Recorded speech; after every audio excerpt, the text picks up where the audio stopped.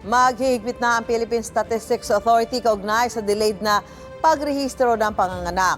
Bukod sa dati ng requirements sa late registration of birth, kinakailangan na magpasa ng dagdag na dokumento tulad ng barangay certificate, pati birth certificate o passport na magulang kung sila ay mga dayuhan.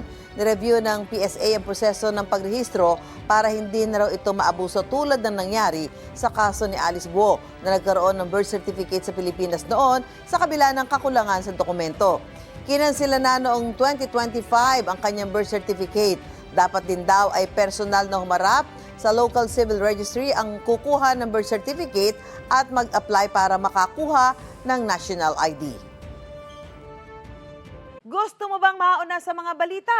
Mag-subscribe na sa GMA Integrated News sa YouTube at tumutok sa unang balita.